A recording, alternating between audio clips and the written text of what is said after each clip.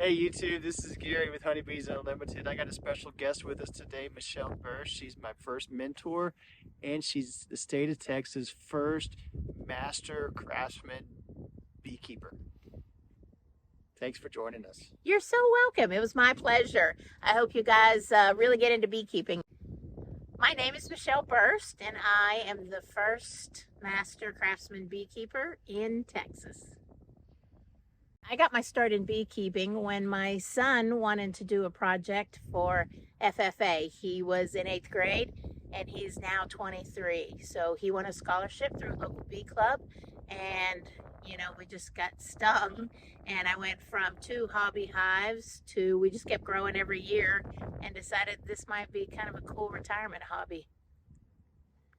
And then I decided if I wanted to be doing this in my retirement years, I didn't really want to be slinging bee boxes around forever. So I thought maybe if I got some education behind me, I could do more teaching. And I tell all new beekeepers that the first thing you need to worry about is keeping your hive alive for 1 year. Nothing else. You just need to make sure that they have food and that they have room. And that's a little bit of a balance. You want to make sure there's not a whole lot of room, but those are basically it. Keep them fed.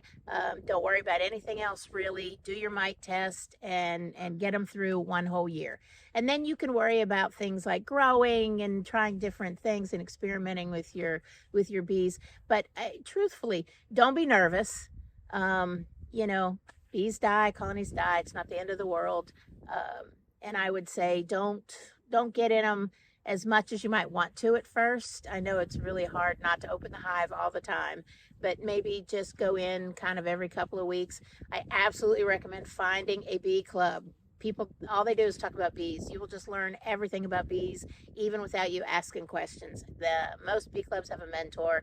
I definitely recommend finding someone to hang out with and talk about bees with. And you just learn so much, just even through osmosis, just soaking it up. What I'm looking for in a mentor is someone who understands what I'm trying to do. A lot of times you'll see people, you'll watch YouTube videos, you'll see people who are commercial beekeepers, or they're in a different part of the state or the country than you, and they're giving advice and it doesn't apply to you. They're giving advice that is geared toward a certain audience, at least on that YouTube video. So what you want to find is someone who sits down with you before they ever walk out in the bee yard and says, what is it you want to do with your bees? Do you want to grow? Do you want to just have 2? Where do you want to be? What do you want to do? Do you like chasing swarms? Do you not want to chase swarms? Do you think you might enjoy learning about cutouts? How much time do you have? They should be asking you all these questions. How much time do you have? How much time do you want to spend on your bees? What are your goals? What do you think you want to do? And those goals don't have to be the same from year 1 to year 2. I mean, as you get beekeeping, your goals may change, but at least your mentor should be able to understand what your goals are, because then they can help you. I have people who don't want to grow. They have 2 hives and that's all they ever want. So we do, things to kind of help their bees from swarming, or let them swarm and have swarm traps out and they can sell their swarms, but they don't really want to grow any bigger. And so we do things to kind of make sure that they have 2 really nice, healthy, happy hives, and they stay that way, and they don't have, big giant hives that are too big and they don't know what to do with. So I really would just recommend finding someone and finding someone who listens when you ask. Sometimes we ask the same question 5 times. And if you have someone who's frustrated on the second time you ask and you still don't have the concept, that's not really helping you, because you may need to ask 5 times, and that's okay. So find someone who kind of works with you and your style of learning. Are you better if you watch YouTube videos, or are you better if you read a book? Just find someone who understands your goals, your sense of style, and has patience. The Master Beekeeping Program is a 5-year program that is put on by Texas A&M AgriLife.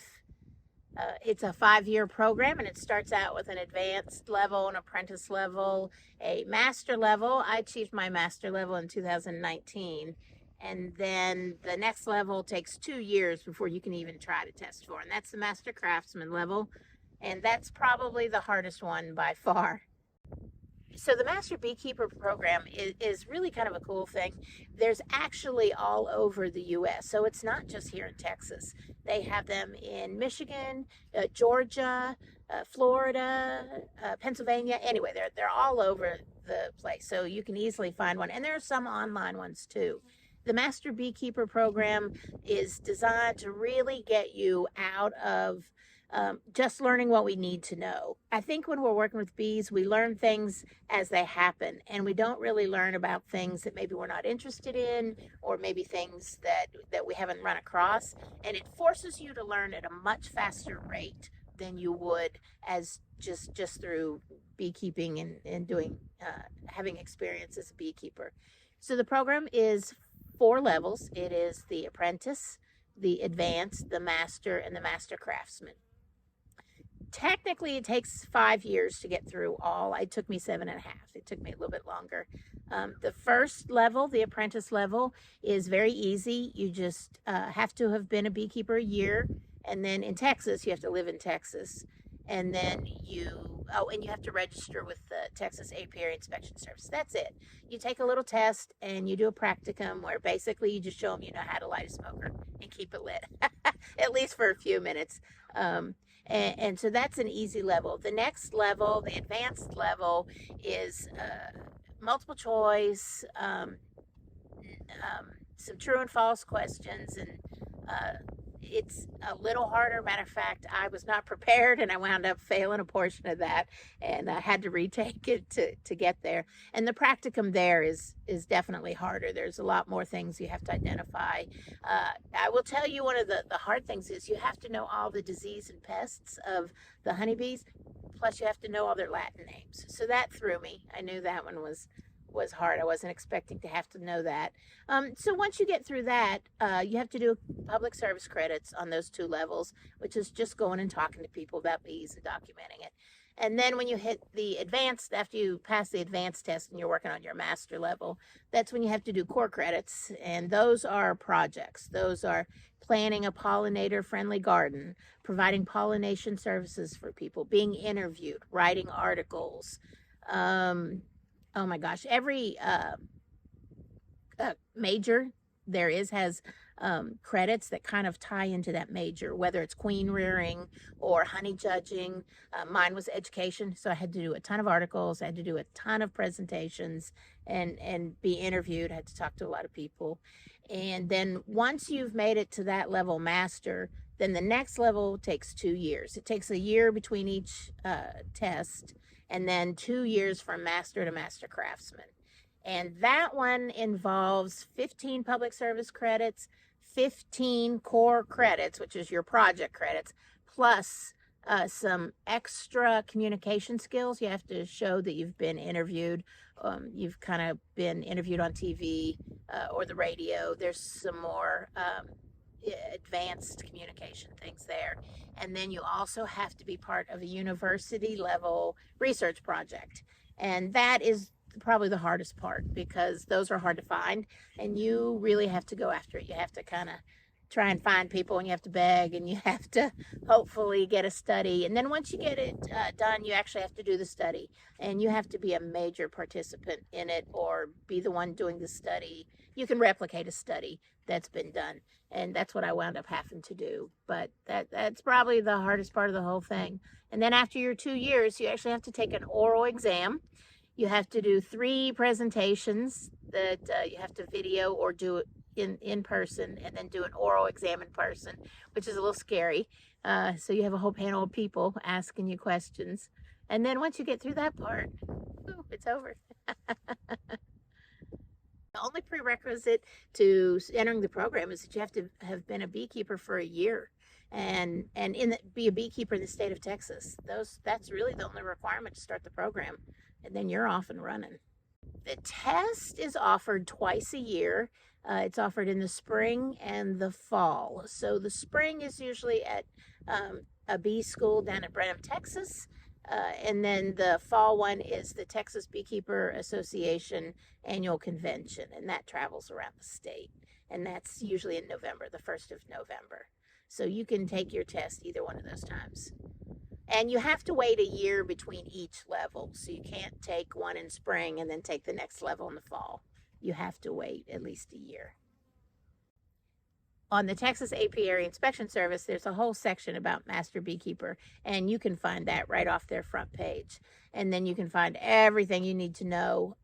We have a board, and I'm actually on the board as well. And you can reach out to anybody. There's also a list of Master Beekeepers in Texas. You can call any of us that are on that list for presentations or for help or questions, anything you need help with. You can always reach out to any of us. Our contact information is on there. And so I recommend if you have questions, if you think you want to do it, if you want to know more, you can email us, you can call us, any of us Master Beekeepers, and we'd be glad to help. I love talking to people about bees. And so I wind up talking to a lot of clubs. I offer to do presentations to any club that wants to hear it. And then once you sort of do a few of those, the word gets around. I also do the publication, the journal for the Texas Beekeepers Association, and I'm on the board with the Texas Master Beekeepers Association. And all of that sort of, rolls along as you start doing presentations. Once you make yourself available, everybody thinks the public service part is going to be the hard part. Oh, I'm telling you, once they find out that you'll talk about bees to anyone, it just starts rolling. And I've traveled all over the state. I've spoke at the TBA convention, done a presentation there. It just keeps rolling. I'm on TikTok. I'm on Honeybee Burst. We have a great following. I love all the people that hang out with us out there. I had a lady today make a comment on my videos that I just posted. Said she was from South Africa and she loved watching our videos. So that was really cool to hear. We have a podcast. It's called To Be or Not to Be.